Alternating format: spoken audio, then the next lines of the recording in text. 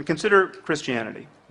The entire doctrine is predicated on the idea that the gospel account of the miracles of Jesus is true. This is why people believe Jesus was the Son of God, divine, etc. This textual claim is problematic because everyone acknowledges that the Gospels followed Jesus' ministry by decades, and there's no extra biblical account of his miracles. But the truth is quite a bit worse than that. The truth is, even if we had multiple contemporaneous eyewitness accounts of the miracles of Jesus, this still would not provide sufficient basis to believe that these events actually occurred. Well, why not?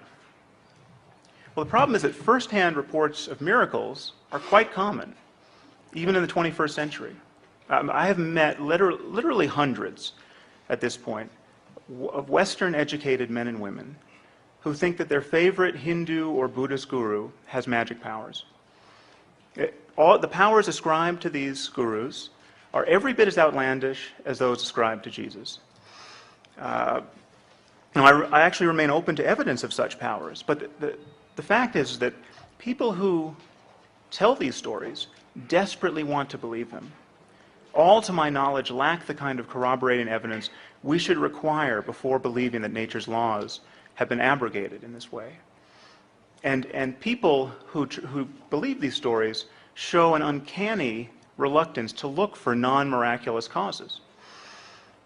But it remains a fact that yogis and mystics are said to be walking on water and raising the dead and flying without the aid of technology, materializing objects, reading minds, foretelling the future, right now. In fact, all of these powers have been ascribed to Satya Sai Baba, the South Indian guru, by an uncountable number of eyewitnesses. He even claims to have been born of a virgin, which is not all that uncommon a claim in the history of religion. Or in history generally. Genghis Khan supposedly was born of a virgin, as was Alexander.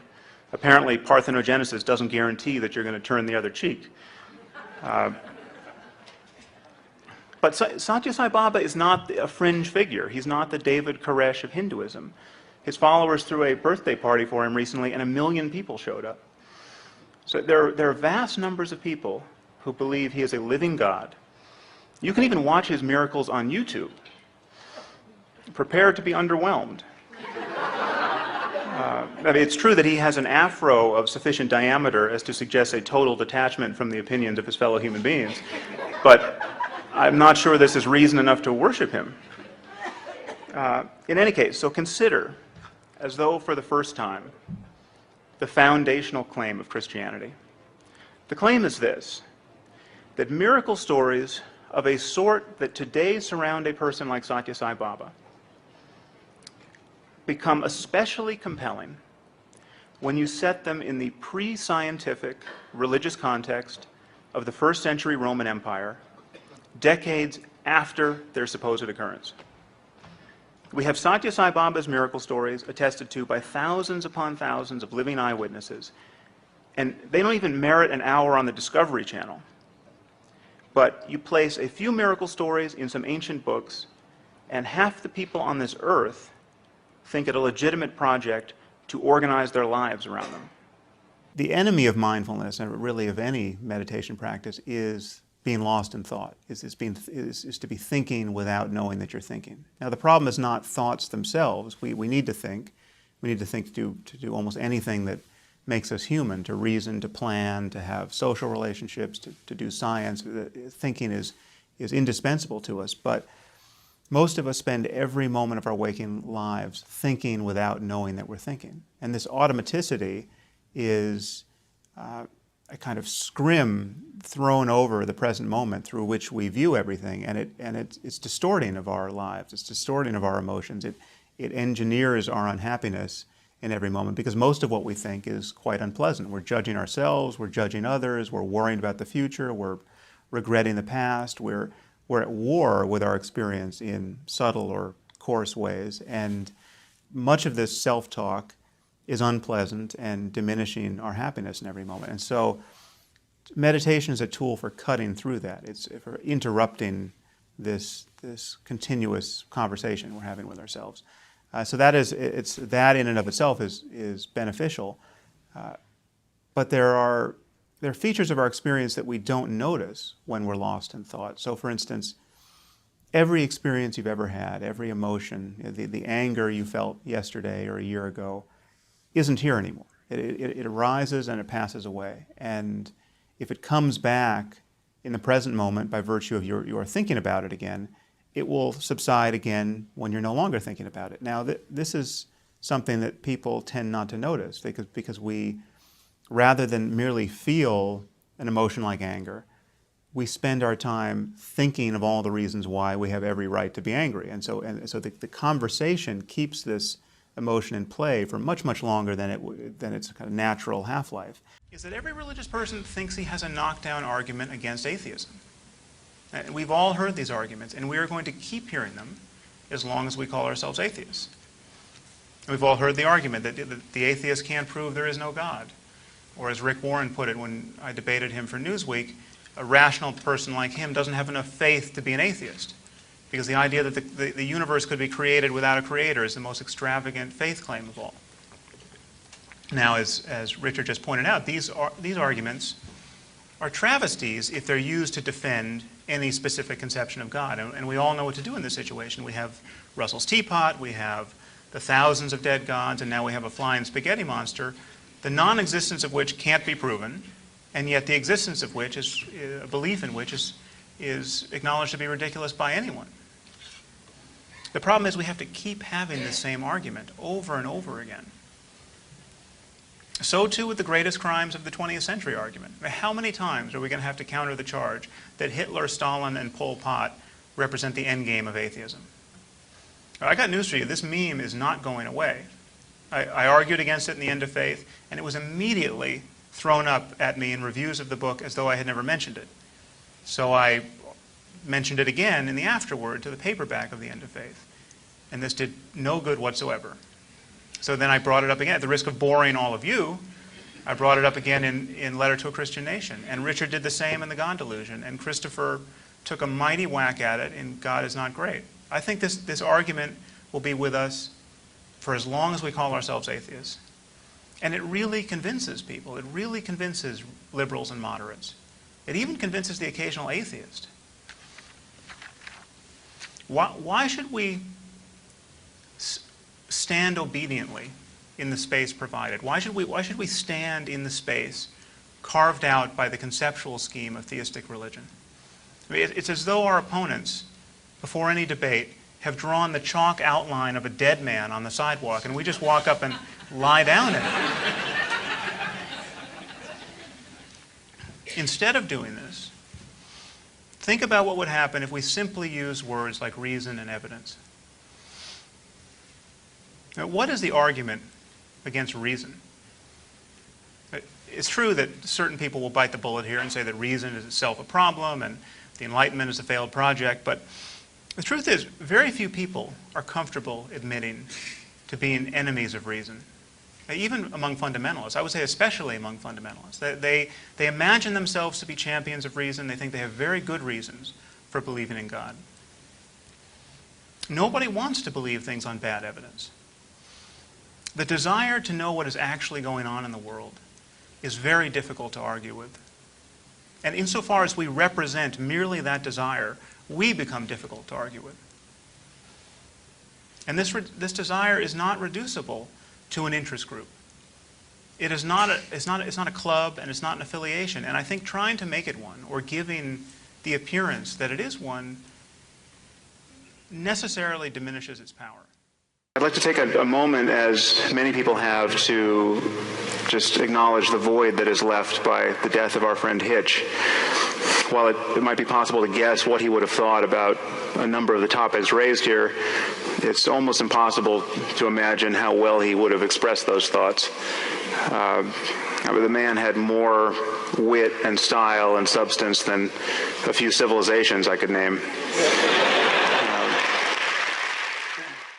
To not believe in God is to know that it falls to us to make the world a better place. We have barely emerged from centuries of barbarism. It's not a surprise that there are shocking inequities in this world. It is hard work to climb down out of the trees, walk upright, and build a viable global civilization when you start with technology that's made of rocks and sticks and fur. This is a project, and progress is difficult. Just picture going back 100 generations within your own family. I mean, just picture it kind of mapped onto this room, maybe this front row. Just 100 people. Your father's fathers, mother's fathers, mother's fathers' fathers, on back. Now, I don't care how cultured you are, how well-educated your family. You can be Matthew Chapman, whose great-great-grandfather was Charles Darwin. But if you just keep going, in no more than 100 conversations, you are going to meet someone who thinks that sacrificing your firstborn child just might be a good way to control the weather. It is. Some of you probably don't have to go back quite that far. You just have to go home for Christmas. Many people claim to find it impossible to believe or to imagine that they won't exist after death. Just try it for a second. I mean, you imagine that everyone in Paris right now is getting along fine without all of us. I mean, none of us are in Paris. We are really, really materially absent from whatever is going on in every other city on this planet right now. You were absent for all of human history before your birth. The idea that you simply can't imagine not existing after death is really kind of just for lack of trying, I think. Okay, just think about the Muslims at this moment who are blowing themselves up, okay, convinced that they are agents of God's will. There is absolutely nothing that Dr. Craig can say against their behavior in moral terms, apart from his own faith-based claim that they're praying to the wrong God. Okay, if they had the right God, what they were doing would be good on divine command theory. Now, I'm obviously not saying that Dr. Craig or all religious people are psychopaths and psychotics, but this to me is the true horror of religion. Okay, it allows perfectly decent and sane people to believe by the billions what only lunatics could believe on their own. Okay, if you wake up tomorrow morning thinking that saying a few Latin words over your pancakes is going to turn them into the body of Elvis Presley, okay, you have lost your mind. Okay. But if you think more or less the same thing about a cracker and the body of Jesus, you're just a Catholic. The deeper point here, and this is where the whole style and content of what you're saying is so deeply unscientific, is that there's not a physicist sitting on this stage right now. Okay, I would never be tempted to lecture a room full of 1,000 people at Caltech about physics. I'm not a physicist. You're not a physicist. And basically every sentence demonstrates that you speak on the subject. Now, what we feel as meaning and value, that is a result of our entanglement with others. It's not that if we understood ourselves perfectly at the level of the brain, the result would be a total diminishment in our view of ourselves as wondrous and wondrously made. I mean, I think it would be, in some sense, it exalts our circumstance, and it would give us whatever is true about us. Ultimately, it would give us a power to change our circumstance in ways that benefit us. I mean, people want to be happier. People want to be less burdened by unnecessary psychological suffering. How can we bring that about? Is delusion the only remedy? Delusion has its place. I mean, delusion actually works for some people some of the time, but it's not. It is a fragile remedy. Reality intrudes, and then your delusions are no longer helping you. And so it seems to me that we're continually going to be in a better position to figure out how to be happy together, and to see that our collaboration with one another is not zero-sum. I mean, it's not like my happiness is predicated on your losing happiness. For the most part, as human beings, our happiness is predicated on us recognizing more and more of the time that we have a common project.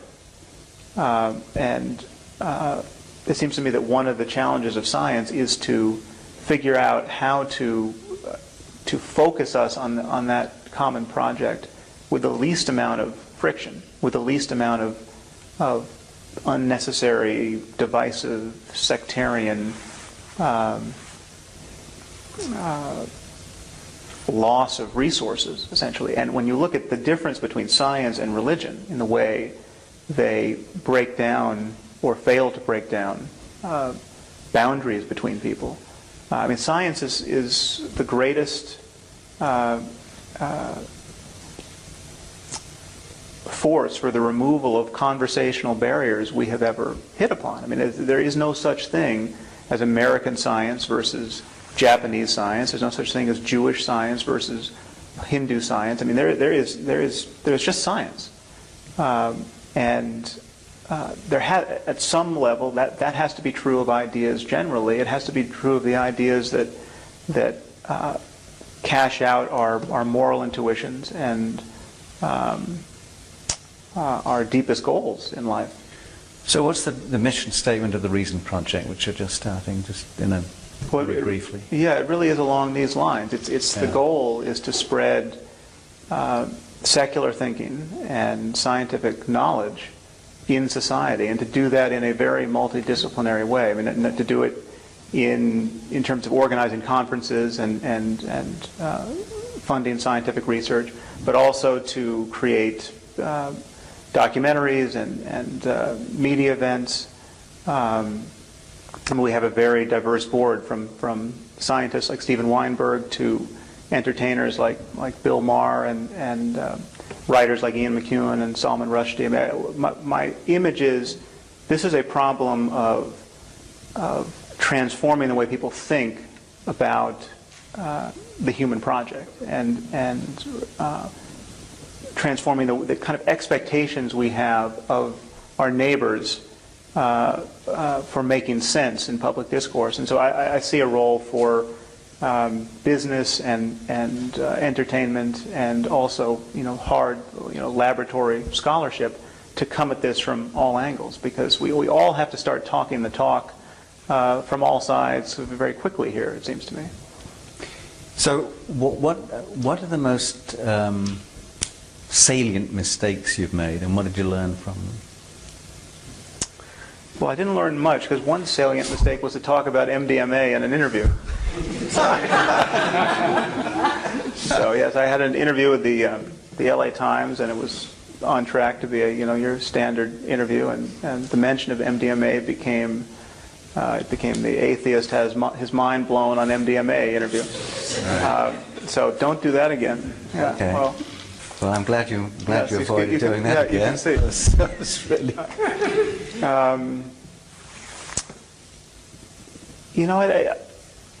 I think it's going well. I mean, there's many things I could rethink, but I'm very grateful for how it has unfolded, and I feel like I've done everything in the wrong order.